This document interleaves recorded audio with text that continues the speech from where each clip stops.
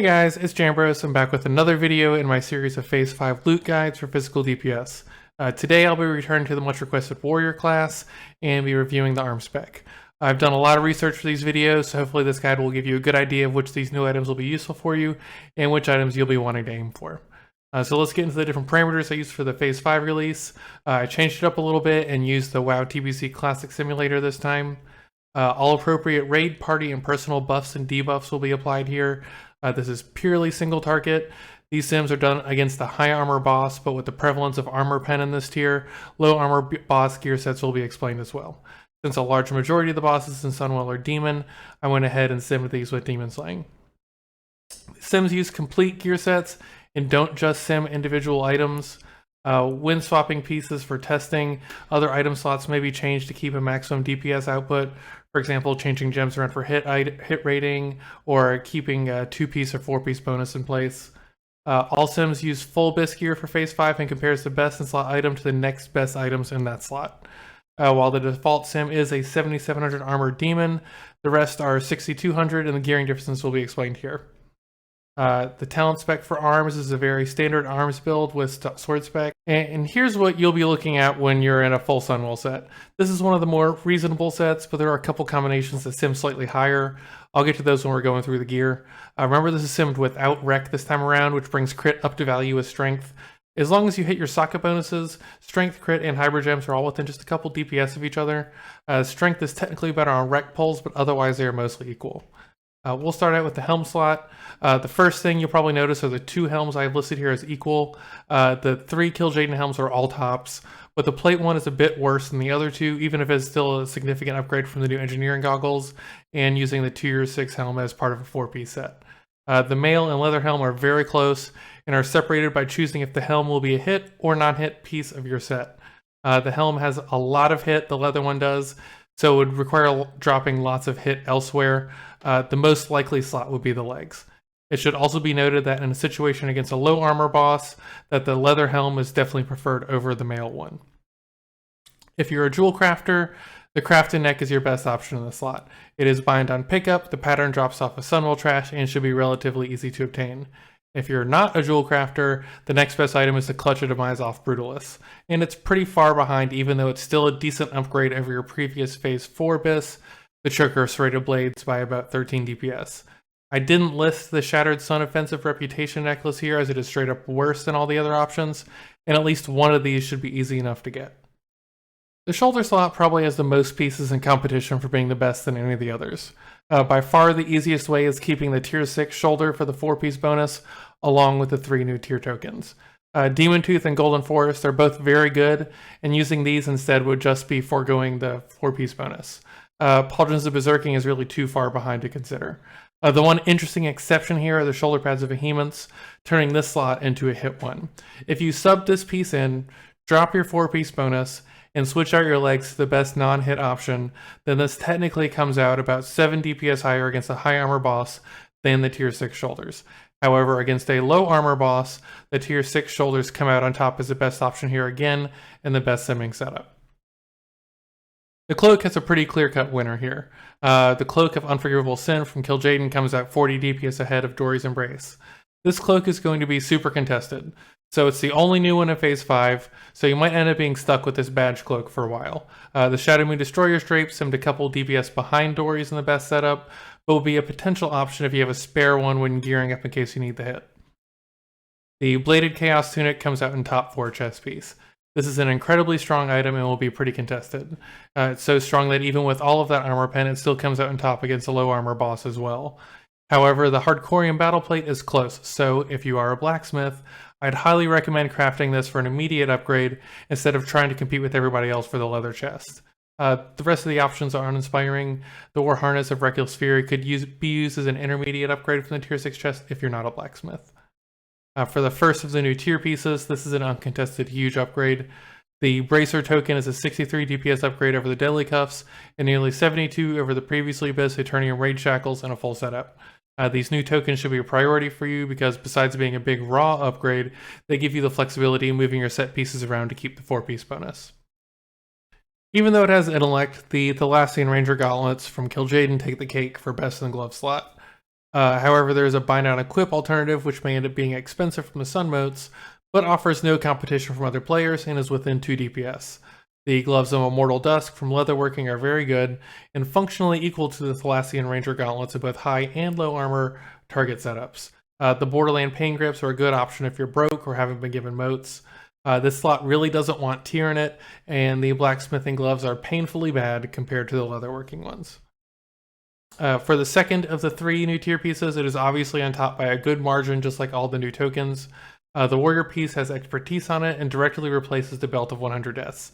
For those wondering why 100 deaths comes up behind the chain of Unleashed Rage here, it's because the expertise on these belts can be partially wasted with the expertise that comes on the Shard of Contempt trinket, which I'll talk about here in a little bit. 100 deaths should be better than Unleashed Rage on a non-human player. Even with some wasted expertise, this belt is a large upgrade. The legs are one of the more complicated spots for Arms Warriors. Leggings of the Immortal Knight are a very good high armor pen item and are likely to be very contested. The Fell Fury leg plates are plate and likely easier to obtain. They don't have any armor pen or hit, so they pair well with the Duplicitous guys or the Shoulders of Behemoths, which are both leather pieces. They are also definitively better on low armor bosses. Until you have one of these 2 pieces, the leggings of Divine Retribution are your next best option, and I'm a little surprised they didn't end up being closer to these 2. They're almost 30 DPS behind. The tier piece is really not desirable at all in this spot. It's really just listed to show a comparison if you're desperate. The third and final new tier token is for the boots. A massive and direct upgrade from the Dread boots at 70 DPS. This is a good slot to have some of your hit rating, so it devalues the Shadow Master's boots a little bit here comparatively. Not much to mention here, maybe besides how much of a priority it is for you to obtain the new tier tokens. Here's a chart with some of the new ring combinations. While the Band of Ruinous Delight, our encrafted Hardcorian band are tops, I can't stress how important the Stormrage Signet ring actually is while gearing up to full Abyss. It may look like a poor performer here, but that is mostly due to the very strong hit pieces elsewhere. Until you have pretty much all of them, the Signet ring is your preferred option.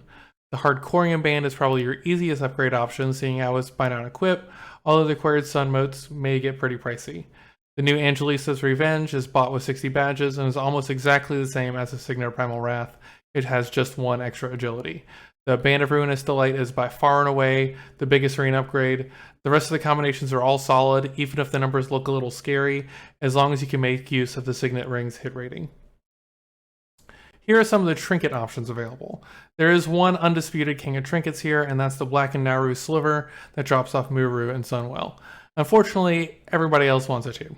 But fortunately, your most likely used second trinket is the Shard of Contempt that drops in the new 5-man Magister Terrace. That combination is most definitely your best, but until then, your best combo probably includes a Dragonspine Trophy. Madness and the unlisted Tsunami Talisman really start to fall behind here. One funny bit of synergy here is the Berserker's Call paired with Sliver. It's interesting, but there is no real reason that you should not have a shard by that point. The Golden Bow of Quel'Thalas is your final best in slot bow against high armor bosses. Against low armor, Thoradal pulls ahead of Golden Bow. I don't know how much that information is actually worth and how likely you actually get a legendary bow, but hey, good luck. Both of them are significantly better than the previously best Ancient Amani longbow. The crossbow of Relentless Strikes is added in Phase 5 to the new badge vendor. This was an intriguing option because it was a hit option, but I really just found the item to be too weak to really matter, especially at the price tag of 150 badges. The thrown weapon from Sunwell Trash is unlisted here, but is also behind the top 3 bows, because it is also trash. Regardless of the strength of Cataclysm's Edge in Phase 4, there are 2 new weapon upgrades here in Phase 5. The Season 4 Arena Sword is a 20-some DPS strong upgrade, and Apollyon the Soul Render, your final 2-hand weapon, is about a 75 DPS upgrade. I listed Shivering Fellspine here for comparison purposes. It drops off of Sunwell Trash and would require you to switch off of Sword Specialization.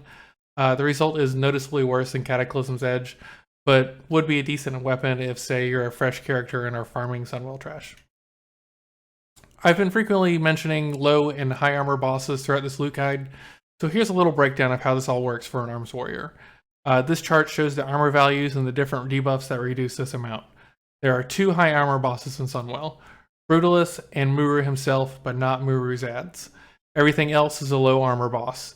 Even with the Executioner enchant, you will never armor cap against a high armor boss. A fully decked out Sunwell Arms Warrior will have a little over 1500 passive armor pen. Now, 1500 armor pen is a pretty large number, and obviously much more than the 868 listed here as the cap for low armor bosses. You might be tempted to switch to the Mongoose enchant in this situation, and while a DPS increase, I'd very much recommend against that. Mongoose is a much lower value enchant than Executioner for an Arms Warrior, and switching in gear with less armor pen or acquiring the lower armor pen gear in the first place provides a higher overall DPS increase. Unless you have two of the same weapon with different enchants, it's more practical to have your best weapon with Executioner anyways. It's worth noting that if you do not run improved exposed armor, aka a rogue, then I would not change anything about your gear. It's okay to overcap that 868 number. It's not a hard cap. 1708 is the hard cap in that situation. Executioner does not have 100% uptime, so that armor pen still has value, it just starts to lose value over that number. Even in my full best in slot 6200 armor setup, you still have 1046 armor penetration. Executioner is still way better than Mongoose at that value to the tune of like 80 DPS. These are all mentioned earlier, but for a bit of a recap, these are your strongest switches from armor pen to non-armor pen pieces. Not shown here is the bow. The legendary bow is best against low armor, but good luck getting it. Some of these switches require more than one piece to help manage your hit rating, but they're all individually pretty good items.